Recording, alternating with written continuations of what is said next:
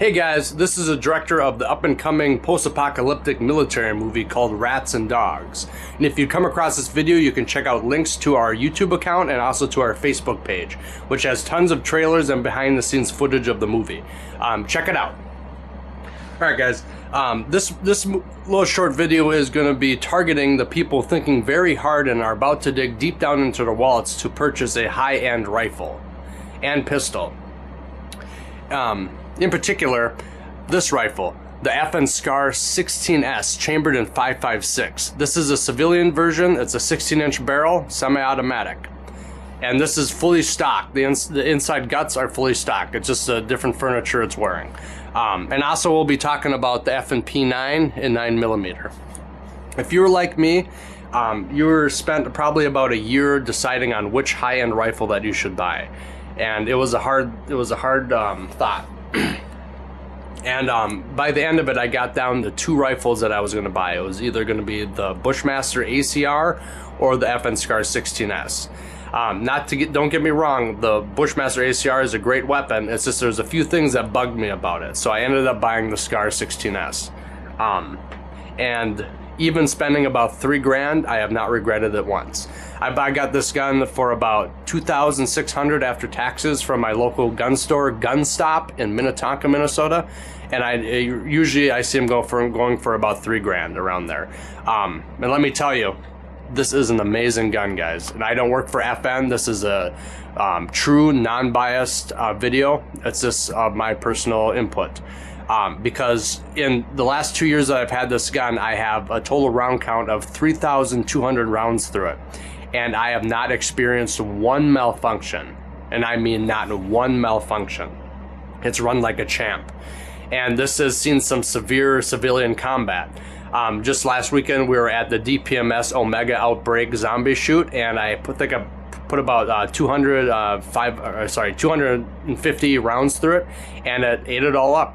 Not one malfunction. And I was running alongside of some Spikes Tactical AR-15s, some Rock River AR-15s, and they were all experiencing some kind of malfunction throughout the day. And I just haven't seen that with this gun. And those are great guns as well, and I own a Spikes Tactical, and I love it.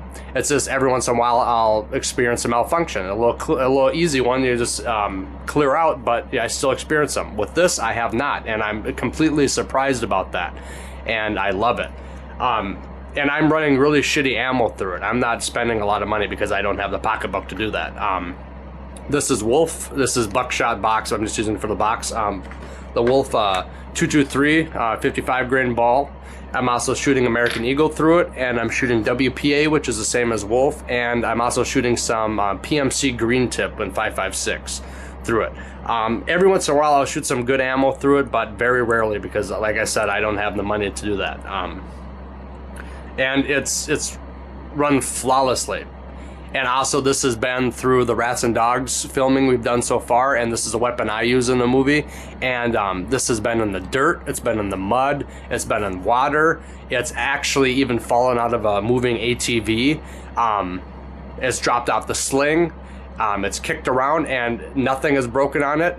And it's not had a malfunction yet. This is a rugged weapon, and I would expect nothing more for a $3,000 gun. Great gun.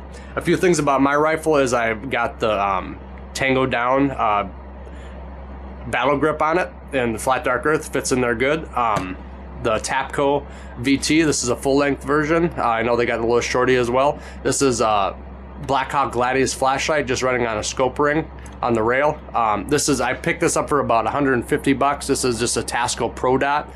I know I need to get a better optic on it, but it works for now. This is a Magpul MS2 sling. You can go from single point to double point in about like 2 seconds. It's a great sling.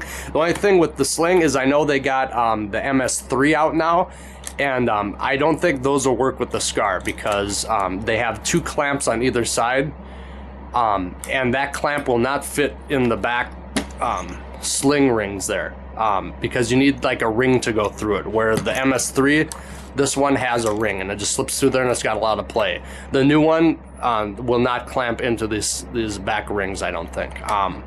So what I've seen people doing is just using a keychain ring, putting it through and then clamping it on there. But if you don't want to do something like that, I would go with the second generation sling from Magpool. Just to warn you.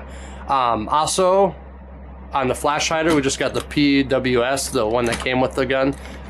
Works great. This is running one of the new Magpool Multicam PMags, which are awesome.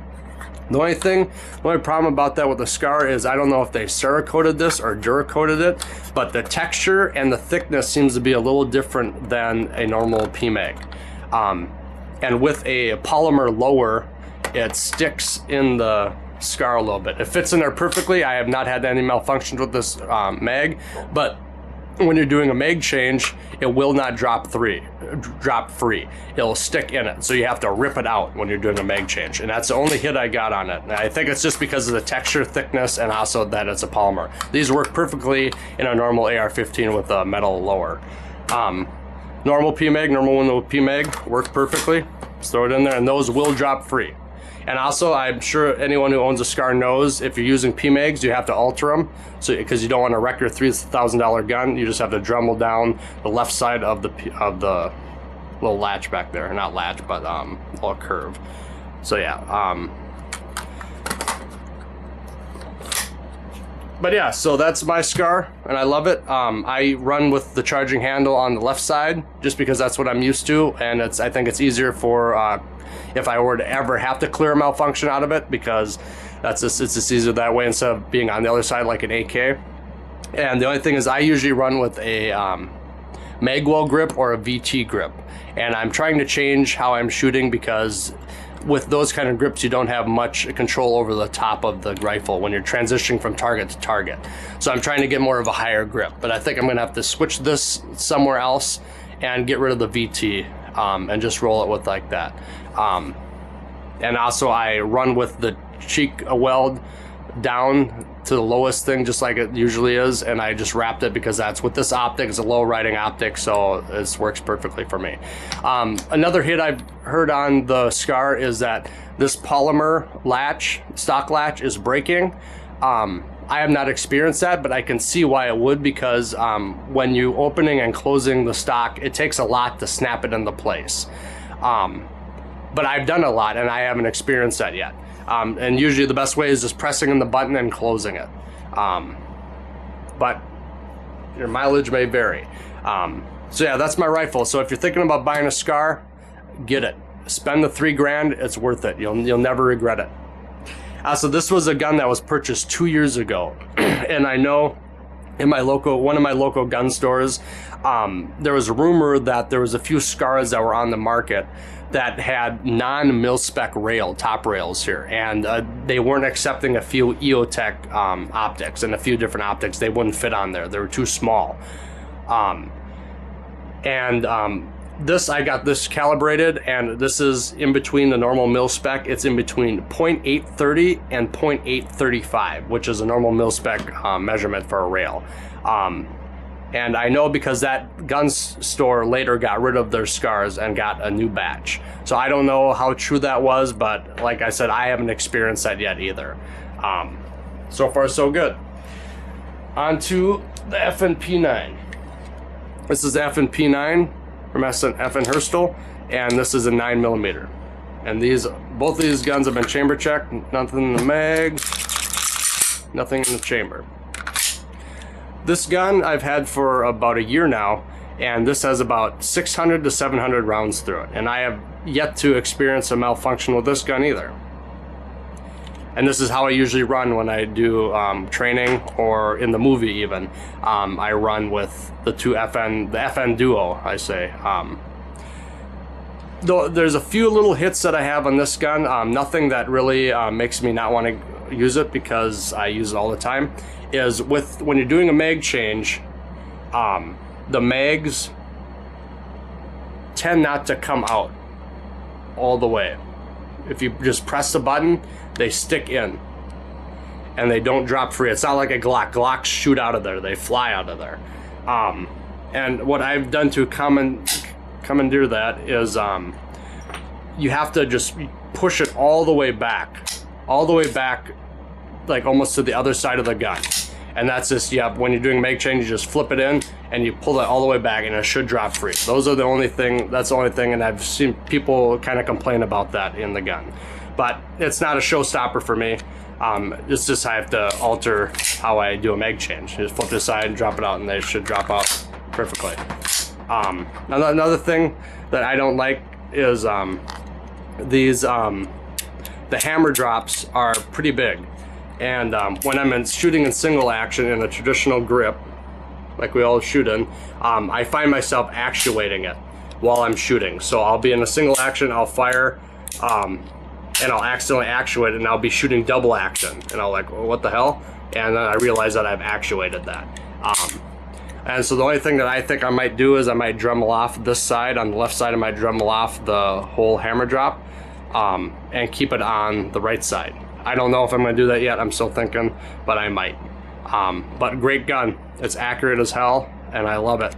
Just a few little things, but a few things that I can change about my training and etc. So yeah, guys. If you're thinking about spending $3 grand, and I got this from a local gun store for about I think $450 with 3 mags, not too bad, and $3,000 again for this gun. If you want to buy a SCAR, buy it.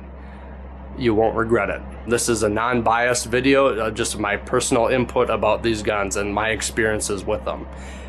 So yeah, if you want to see them in action, check out my movie, Rats and Dogs, post-apocalyptic military movie about 6 soldiers that a year after the Soviets invade the United States, and they're fighting their way to a strong point in Chicago. And it's just about their story of getting through there and the combat. It's going to be an awesome movie, so check it out. Look for it, probably, hopefully being done in about end of 2013, the beginning of 2014. But yeah, check it out, Google it, check it out. All right, thanks guys, out.